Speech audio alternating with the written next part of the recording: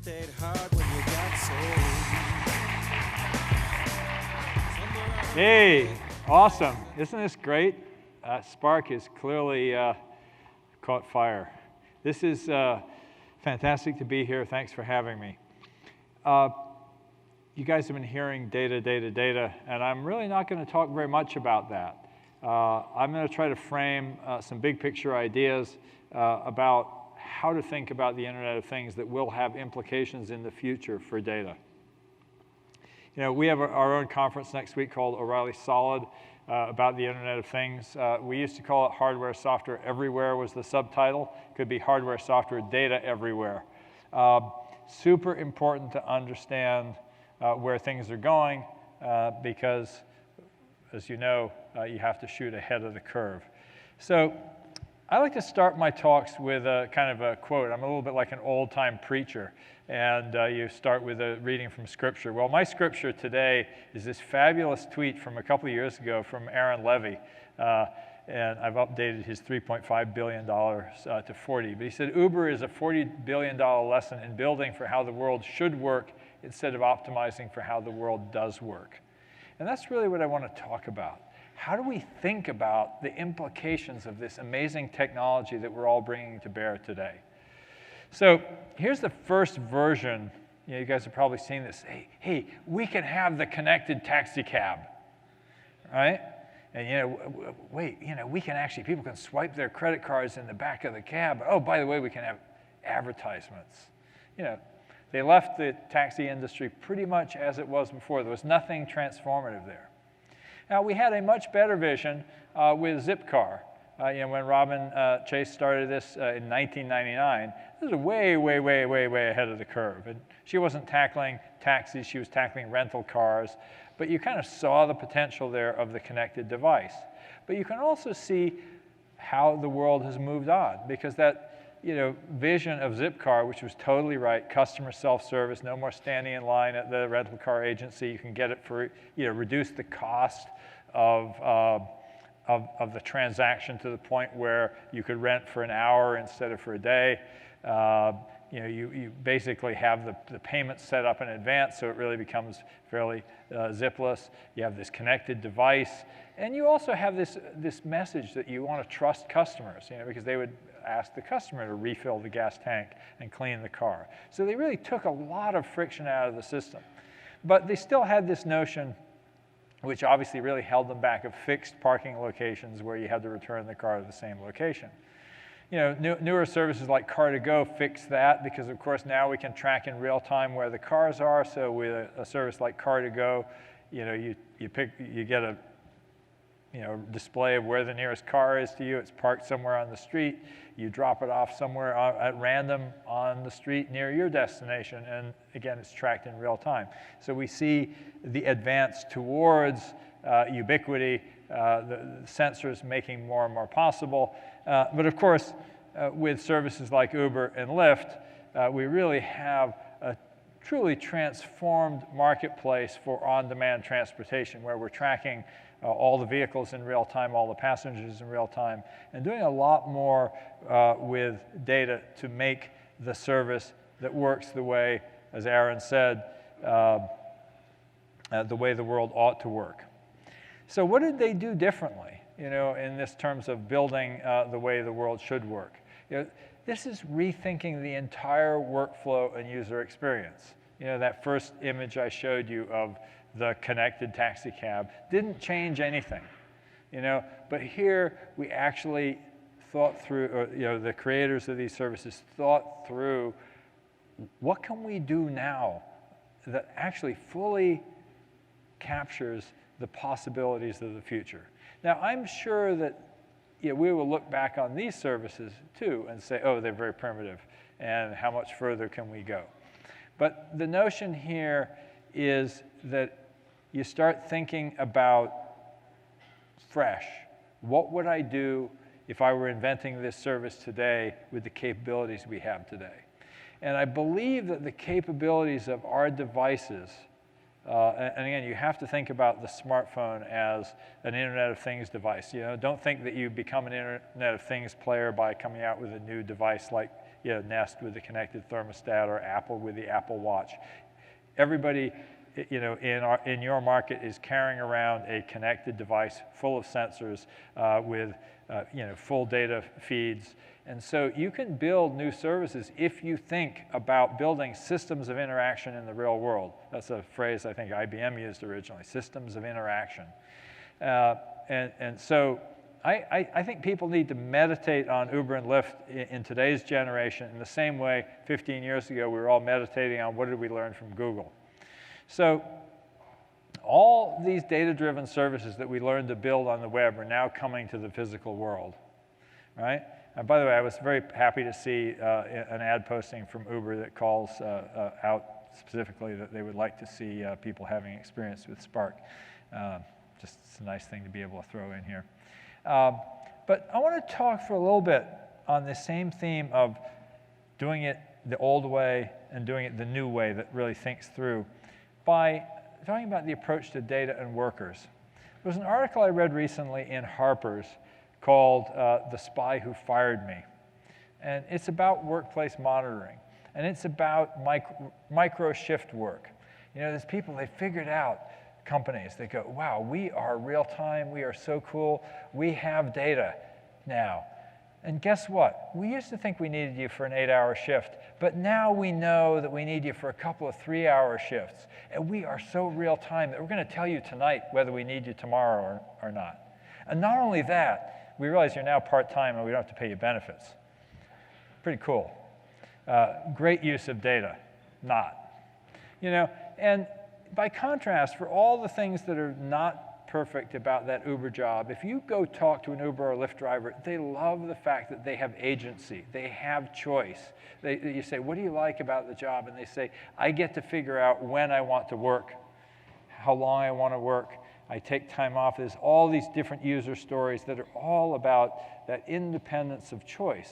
And it's made possible because by contrast to that previous model, they're actually showing the data to the workers, not to the managers, and treating the workers as dumb cogs. So something like surge pricing, where there's a dynamic pricing model happening, and it's really down sometimes to the, it's like a 6 or 8 block level, where they go, okay, we need more cars here right now, and they're trying to send out alerts, they're trying to get better at getting more demand in there. They're building a market where the data is exposed to the workers. And that really brings me to a super important thing to think about in these new real-world services. They're systems made up of computers and humans working together, right? And they use technology for human augmentation. That Lyft driver is an augmented human. You think about the original requirements of a taxi driver. They had to actually know the city really, really well. One of the hardest exams in the world is that exam for the London taxi cab called The Knowledge. It takes years to study for you. The kind of crazy stuff. You have to be able to recite a turn-by-turn route to any location in the massive city of London. But now you have a device, right? So there's a much bigger capability for more people to come into the service. There's also that augmentation that we talked about of giving drivers real-time information about where the passengers are, where the fare hotspots are. And so you think about this and we go, okay, what can we do with this technology in the future? I think there are going to be more and more opportunities to rethink work by augmenting workers. Okay, because that's a big part of what you see in these services. Imagine, for example, the augmented home healthcare worker, somebody who's able to say, oh, Mrs. Jones hasn't taken her pills.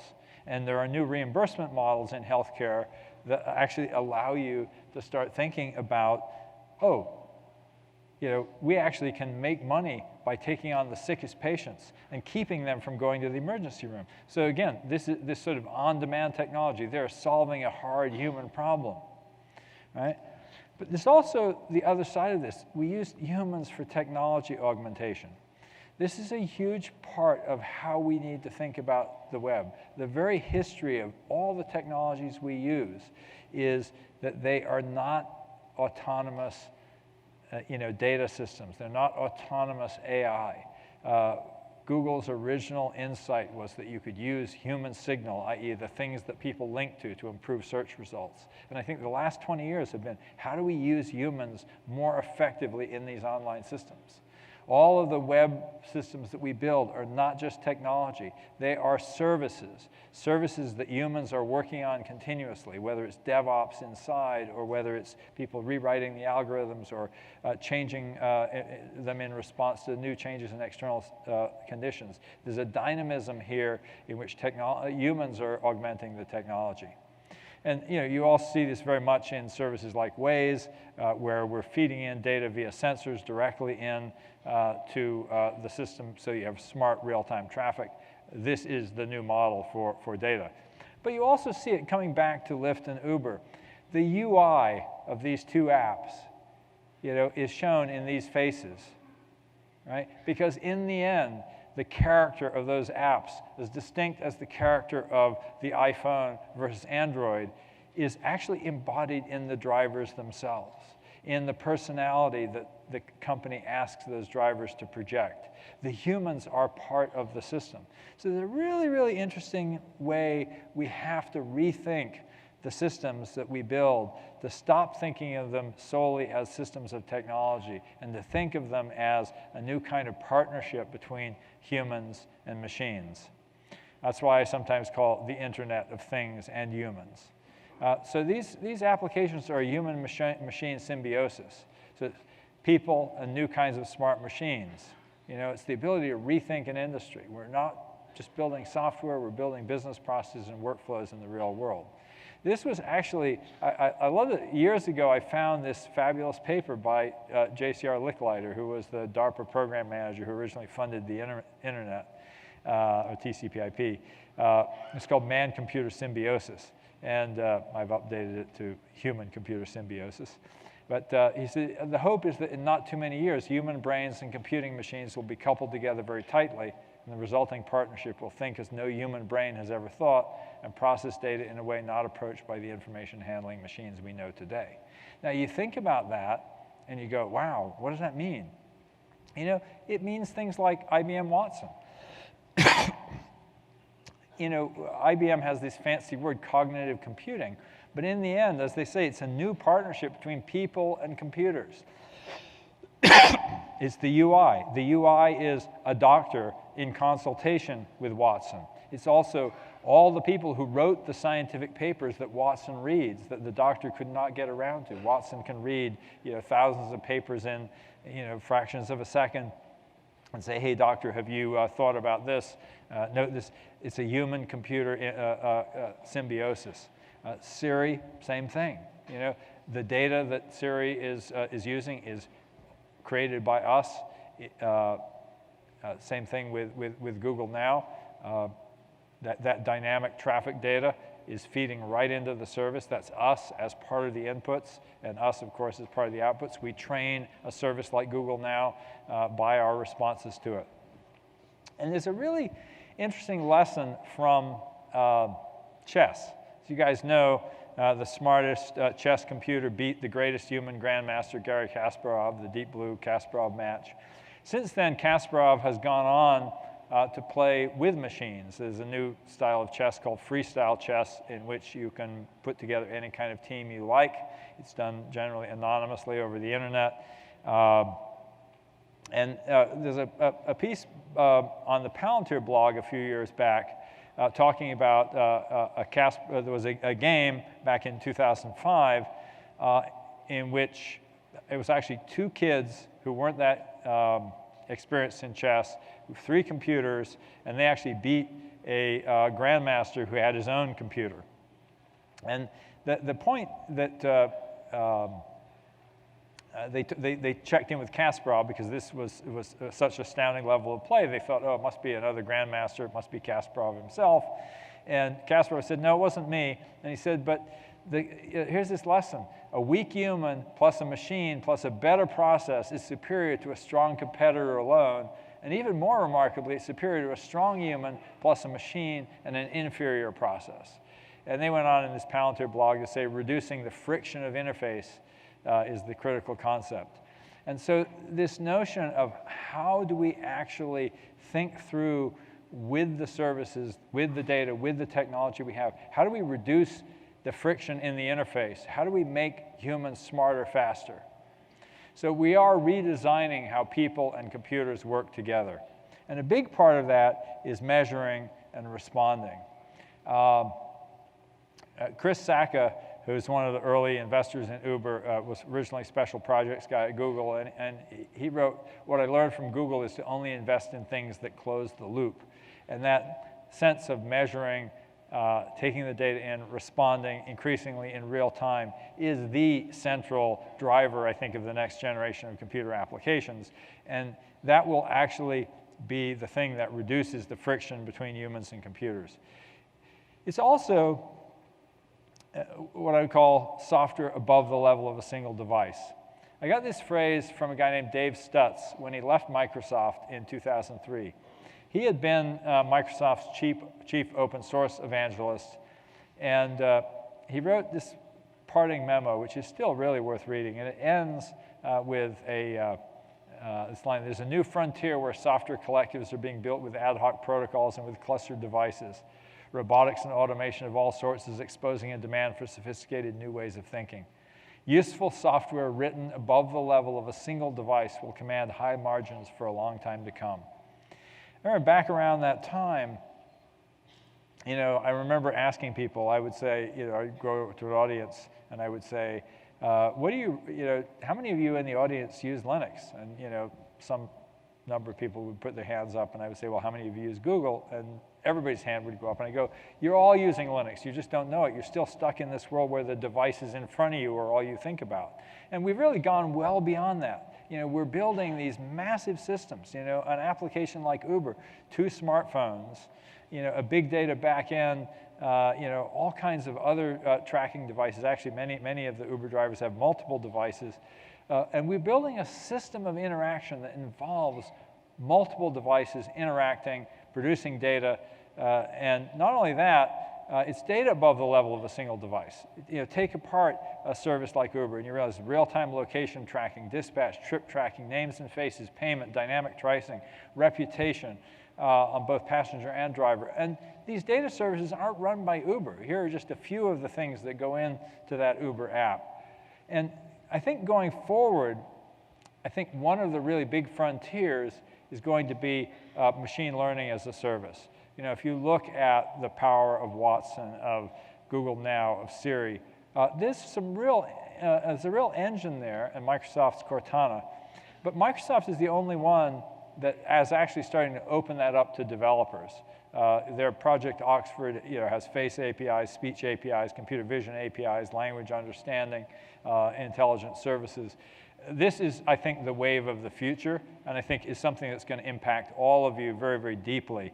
I think right now, the model that someone like Google has is, well, our model for developers is you expose your apps to our search engine, and we will surface your cars in Google Now. So it's all inbound. It's not actually, hey, you can use these AI-like features, these machine learning features as a service. But I really believe with Project Oxford, Microsoft has taken the lead, and you'll eventually be seeing these from everybody who has these sort of advanced AI capabilities. And that, I think, is going to become an interesting layer that's going to have to fit into the data ecosystem and infrastructure that you guys are building today. The last thing I want to just remind you of is that we're solving new kinds of problems.